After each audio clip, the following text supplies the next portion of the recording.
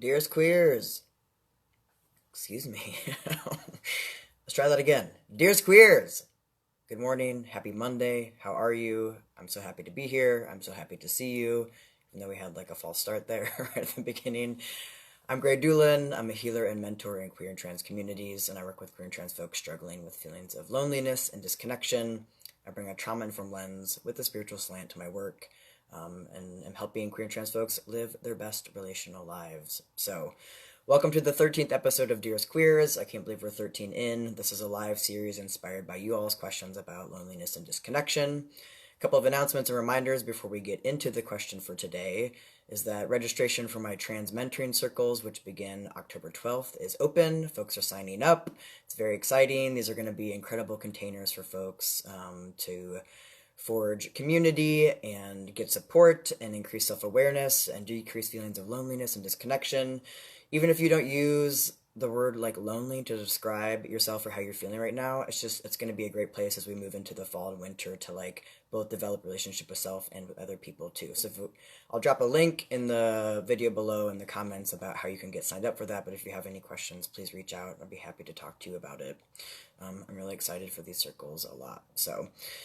And then secondly, last week in the Dearest Queers episode, I mentioned that upcoming in October, I'm going to be starting a Dearest Queers membership, and that is going to be a monthly membership where you can have access to more support from me and from other folks around the topics that I discuss here.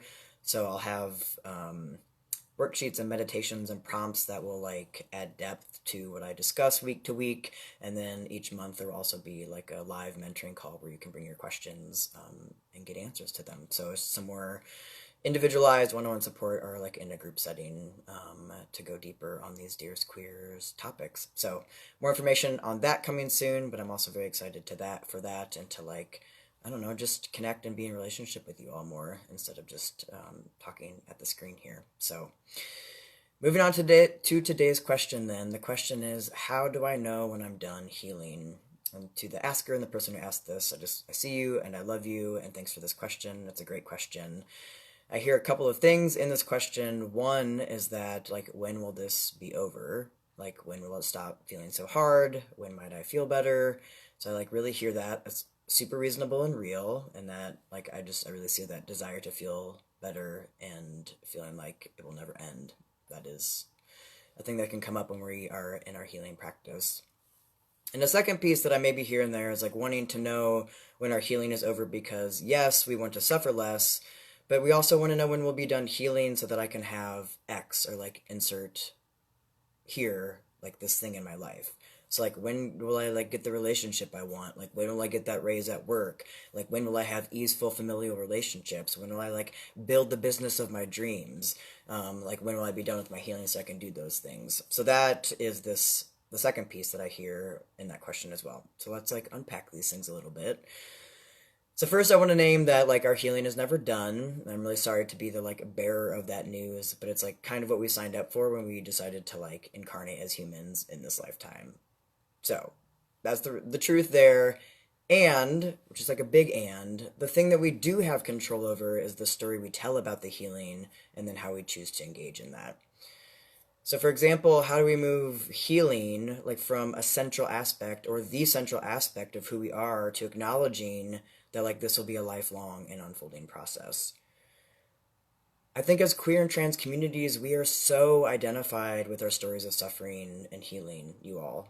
Like that's something that we like really close in around and like feel it just is a leading narrative. It's very central to who we are like in these communities and part of our identities. And like in a lot of ways, like of course it is. Like it's the narrative that the world tells us about ourselves, that we're broken and we're wrong and that there's something that needs to be fixed with us. And it's like one of the major ways that we've learned how to like connect and to find community. Like it might help us feel seen or heard when like no one else has like really acknowledged this pain that we've experienced. So like, you know, not everyone understands what it's like to be queer and trans in this world. Like, you know, from that sort of like collective identity, but then we also like bring in our individual stories and relationships and traumas in that. And so there's this thing around identifying and really feeling seen and connecting with people around that. But like also, so if that's so right, on one hand, like of course, but like also pay attention then to like what that story tells about us. Like, what does it mean when that's the story that we lead with? Like, that's the story that we're using to like forge connection with other people. Like, for example, when you meet potential new friends or like dating partners, like how quickly do you connect around your shared traumas or family rejection or like anxiety or depression? Like, no judgment in that question at all. It's just a wondering. I'm just asking the question and just like encourage you to sit with that for a minute. Like, I'm not saying at all that we shouldn't be authentic with each other and that our histories and experiences aren't real and don't impact who we are in the world. But like this question from the listener today came in about healing as an identity though. So like I'm just encouraging some reflection around that.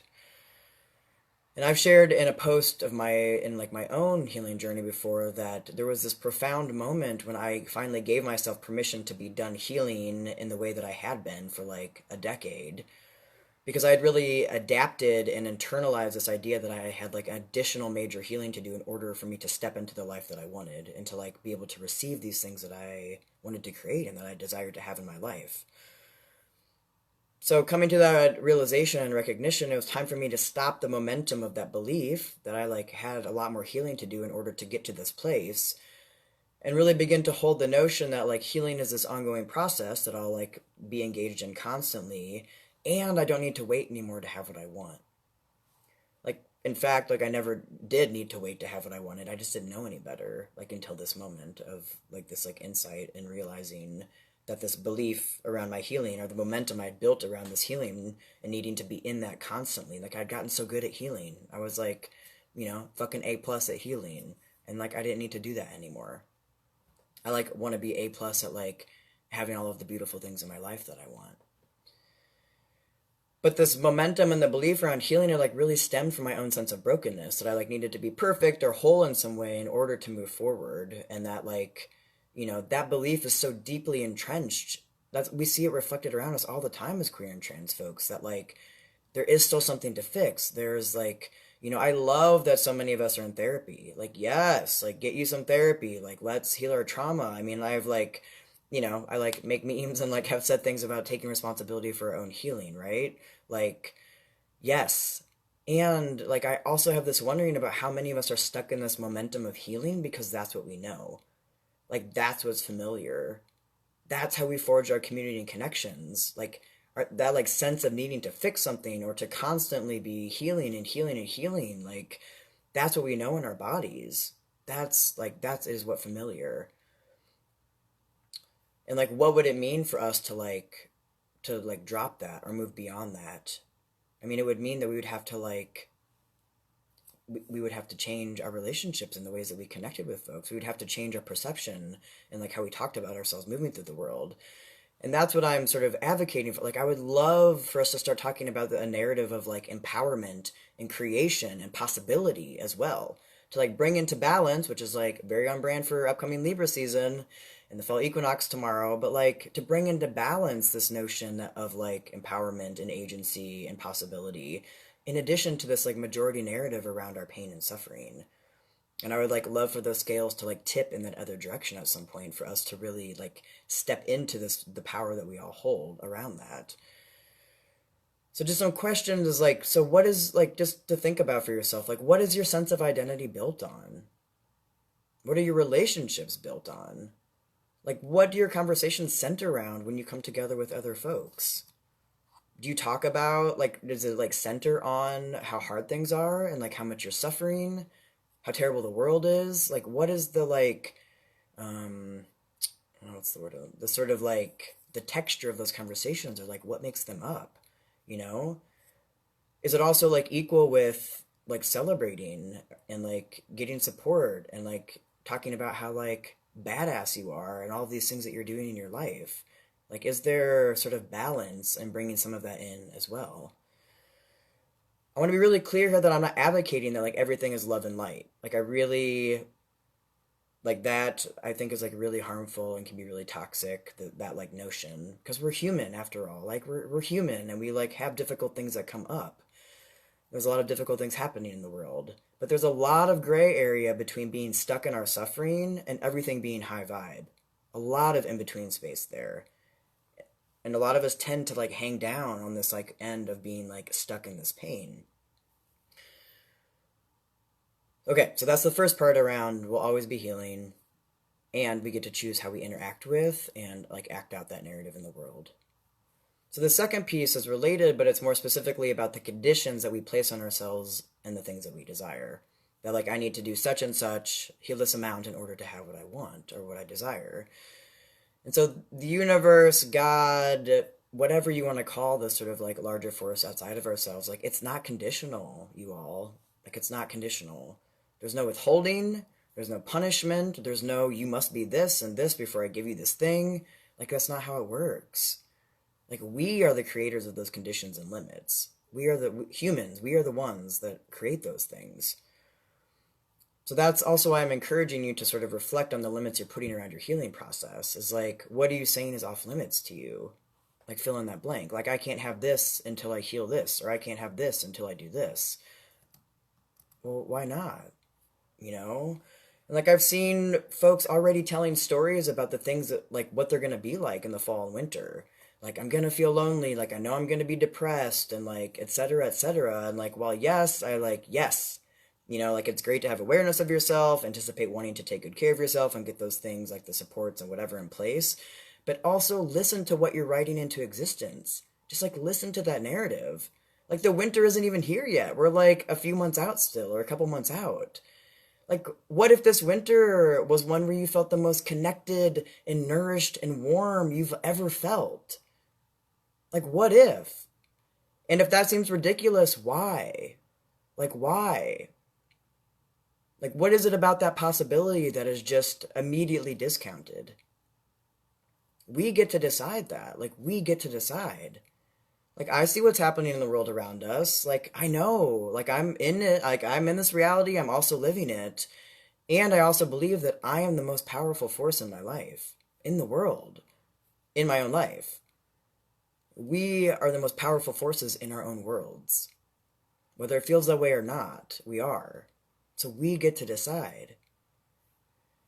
Can we allow ourselves the knowing that we will always be healing and loosen our grip on that identity a little bit? Like I totally get that sometimes like we need that and it aligns with where we are and it like is an important part of our healing process to like name and claim these things. I totally get it. Like like I get it. And I'm just asking like can there be a little bit more spaciousness in there? Like what do we think we'll lose if we don't connect around our stories of pain anymore? And what will we have to take responsibility for in our lives when we stop seeing conditions as external? So, to bring all of this home, to wrap this up, how do you know when you're done healing? Dear asker, the healing will never stop. It's what we've signed up for as human beings. And we get to decide what our relationship is to that story of healing and how we play it out in the world. So is that healing, is that central to our identity? Do we like really need that? Do we like hold it close? Is that something that we like need to hold on to? Do we use it to connect to others? Does it help us feel a sense of belonging? Does it ultimately keep us from what we desire because we believe we have to achieve this certain level of healing before having what it is that we want? Like, does holding on to the identity of healing, does that like help allow us to place conditions on ourselves?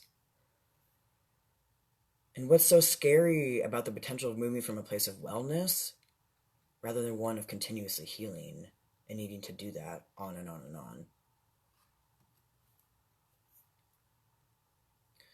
So these are all questions that I encourage some reflection on. So does my cat Lou. So we get to decide the stories that we tell about ourselves. We can feel depressed and name that like this is where I am right now. We can feel activated and name this is where I am right now. Like those are very different statements than like I am a depressed person. I am my trauma.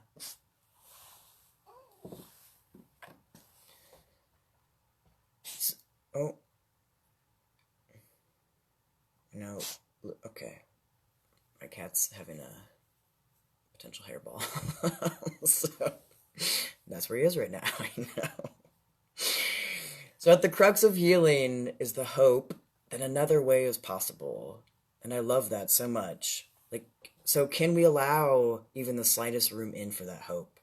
Like, can we allow ourselves to be defined by our possibilities of what is possible of this hope of healing rather than like who we believe ourselves to be based on our past and who we've been and how it's always been, how winter's always been, how I've always felt then, how I've always felt in this pandemic. Like, can we make room for maybe that, like, it doesn't need to be that way anymore? I love you all so much. Thank you for being here for this episode this morning. If it resonated at all, I'd love if you shared it. You can find me on Instagram throughout the week for like ongoing content and posts about loneliness and disconnection and tips for feeling connected. At Grey Doolin on Instagram, also YouTube at Grey Doolin, or just Grey Doolin is my station or channel title. Yeah, and if you find me on YouTube, I'd love if you subscribed, and you'll get these like notifications when these come out weekly. So I hope you all are well and are taking really good care of yourselves, wherever you are in this healing process. Yeah, until next week, I will talk soon.